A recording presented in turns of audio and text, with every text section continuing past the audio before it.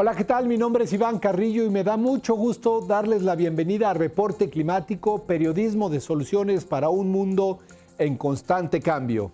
Como ya es costumbre, en este espacio semanal congregamos a las voces de Latinoamérica que pueden ayudarnos a guiar nuestras acciones para hacer frente al mayor desafío del momento, la crisis del clima, un fenómeno que pondrá en jaque a las ciudades de la región. Sucede que a nivel mundial, América Latina y el Caribe presentan la mayor proporción de personas viviendo en grandes centros urbanos, a tal grado que se vislumbra que para el año 2050 casi el 90% de nuestra población se concentrará en dichos lugares. Esto ocurrirá en un contexto de cambio climático con récords de calor diarios, lluvias irregulares y un recurso hídrico cada vez más escaso. Para hablar sobre la gravedad del problema y explorar las posibles alternativas respaldadas por la ciencia y la tecnología, hoy nos acompaña Arturo Gleason. Él es urbanista especializado en manejo sostenible del agua en las ciudades y ha sido reconocido como defensor del medio ambiente. Desde la Universidad de Guadalajara, en México, donde funge como profesor investigador, Arturo Gleason nos explica en qué consiste la gestión integral de los recursos hídricos y cómo cada uno de nosotros puede ser parte de esta solución. Pero antes de iniciar la plática, los invito a hacer un breve recorrido por lo más relevante de la actualidad climática alrededor del mundo. El cambio climático no solo implica un calor creciente a nivel global, sino fluctuaciones de temperatura cada vez más drásticas y eventos meteorológicos más extremos a nivel local. Ahora, un nuevo estudio encabezado por científicos de Irlanda muestra que dichas variaciones tienen efectos en la dinámica de las enfermedades infecciosas. Este consistió en un experimento con un modelo biológico de interacción entre un patógeno y su hospedero, los cuales fueron sometidos a cambios repentinos de temperatura. Los resultados publicados en eLife señalan que el cambio climático influye de forma compleja en las enfermedades infecciosas, y en ocasiones esto se manifiesta como una mayor resistencia de los parásitos al calor, en comparación con sus hospederos.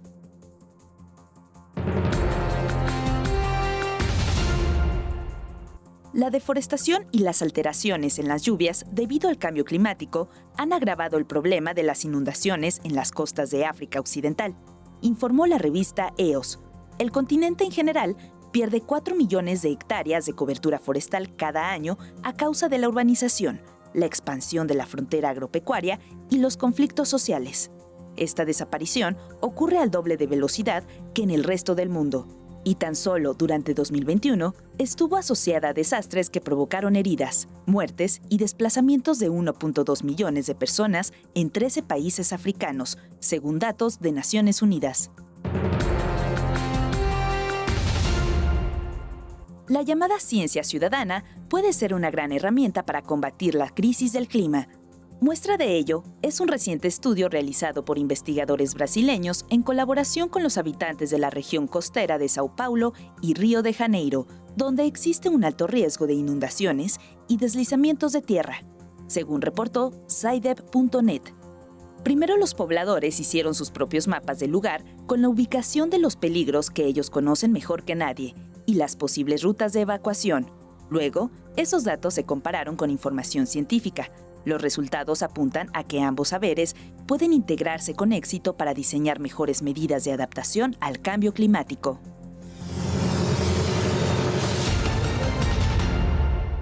Pese a que solo ocupan el 2% de la superficie de la Tierra, las ciudades son las principales contribuyentes del cambio climático.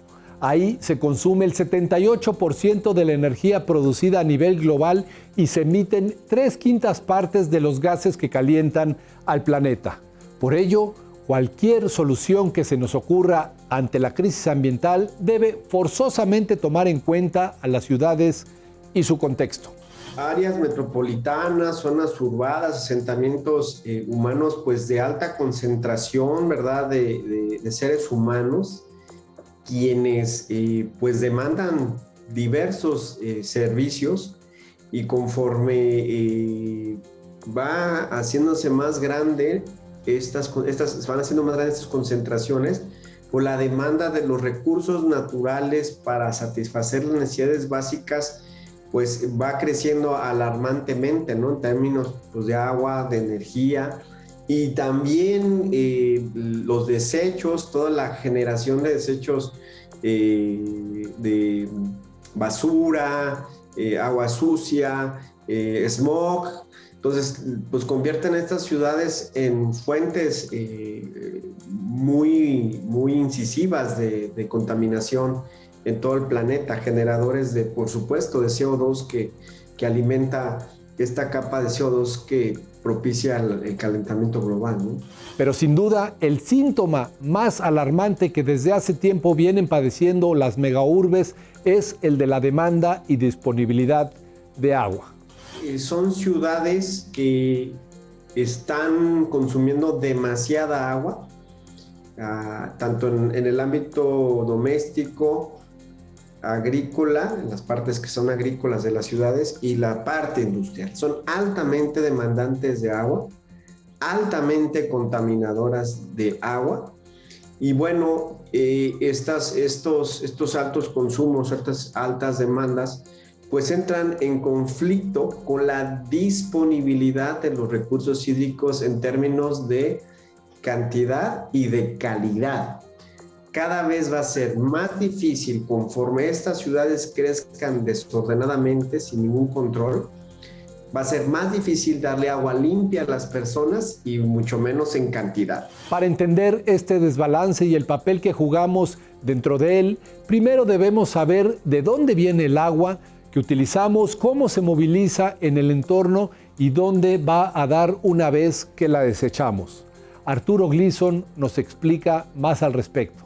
Para entender el agua y su funcionamiento hay que entender que funcionan dos grandes esferas. El ciclo del agua como un sistema natural, donde existe la lluvia toca el suelo, se infiltra, se aloja en las partes profundas, se hacen los acuíferos, grandes extensiones de tierra con agua mojada, evapora de las plantas, evapotranspiración o de los lagos, y este proceso virtuoso es el principal proveedor de agua. Pero el hombre ha creado otra esfera que le llamamos sistema hidrosanitario urbano o infraestructura hidrosanitaria, cuya función principal es extraer el agua del ciclo, dársela al ciudadano o a los usos que se requiera para el desarrollo económico de las ciudades y los países, y las desecha otra vez al ciclo. Si hay plantas de tratamiento, por supuesto, se supone que deben entregarlas sin alta carga de contaminación. El problema es que con la expansión incontrolada de las ciudades, estos dos sistemas están colapsando.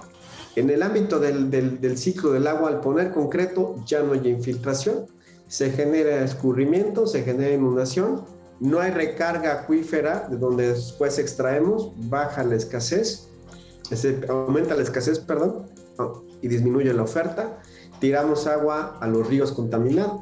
Y en la parte de la infraestructura, por supuesto, la infraestructura es vieja, ineficiente, cada vez es más difícil limpiar el agua para dárselo al ciudadano, las mediciones son ineficientes, los cobros son ineficientes, los drenajes que tienen función de desalojar el agua, pues viejos, con fugas, no alcanzan a sacar toda el agua de lluvia mezclada. Obviamente entregan agua sucia al ciclo del agua a través de ríos y lagos contaminados. Y detrás de esta crisis hay además un problema tecnológico. Operamos el agua, sobre todo en México, como si trajéramos todos teléfonos con disco. Tú recordarás que un tiempo hubo teléfonos con disco. ¿Qué pensaríamos ver a alguno de nuestros amigos, compañeros o familia trayendo su teléfono y cargando y haciendo llamadas desde allí? Y que a la hora de llamar todavía tuviera fallas en la comunicación. Así se opera el agua en esta esfera artificial.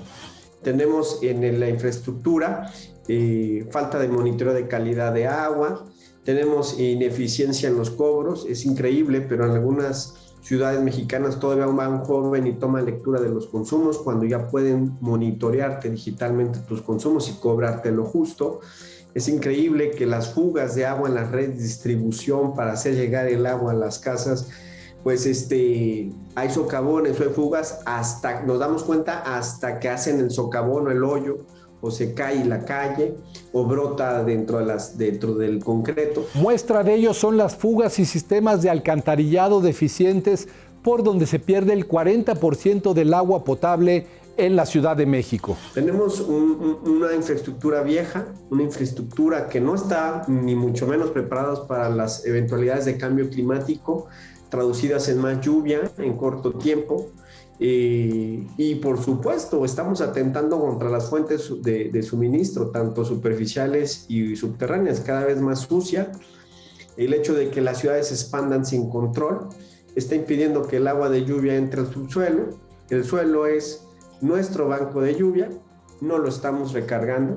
Se trata de una situación que hay que atender de manera urgente en toda América Latina, pues durante las últimas 2 décadas la disponibilidad de agua por habitante en la región ha disminuido 22%. Si no cambiamos el rumbo de la gestión del agua, cuando lleguen las consecuencias más graves de cambio climático, como dice la ONU, a partir de 2030, pues estaremos en graves problemas y será muy reducida nuestra capacidad de poder resolver los problemas en 10 o 15 años, ¿no? Y bueno, ya hay un enfoque, ya hay una manera de abordarlo que se llama gestión integral de los recursos hídricos, donde debemos de poner orden. ¿Dónde empieza el orden?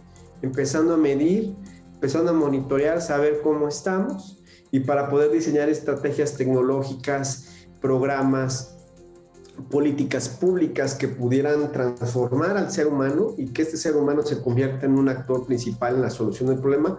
No es posible con la sola tecnología resolver el problema. Es el caso de los sistemas de captación de agua de lluvia y todo lo que debe haber detrás de ellos. Captar el agua de lluvia no es nomás meterle un tanque y se acabó. Captar el agua de lluvia es estar viendo que ese tanque esté limpio. Captar agua de lluvia es subirse al techo regularmente para ver que no haya suciedad. Captar agua de lluvia representa que si tú quieres consumirla para bañarte, los filtros se tienen que cambiar cada temporal, después de cada temporal. Entonces necesitas que el ser humano, el individuo, entienda que es importante captar el agua de lluvia. Otro ejemplo, las regaderas. Las regaderas pueden cambiarse por de bajo consumo hasta 5 veces menos de lo que consumes cuando te bañas. Bueno, no todos están dispuestos a cambiar su regadera.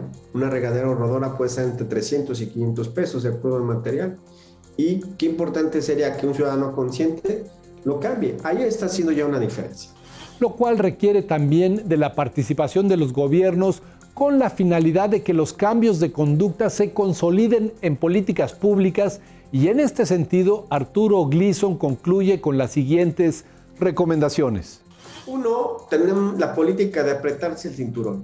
2, tenemos que como sociedad invertir en las mediciones. No sabemos con exactitud cuánto agua entra en nuestras ciudades, cómo la estamos consumiendo y cuánto estamos desechando y en términos de calidad. Si no medimos eso, no podemos contestar preguntas como cuánta agua le queda a la Ciudad de México para los próximos años, cuánta agua le queda a Guadalajara, a Monterrey, si no sé ni siquiera cuánta agua hay debajo en el subsuelo.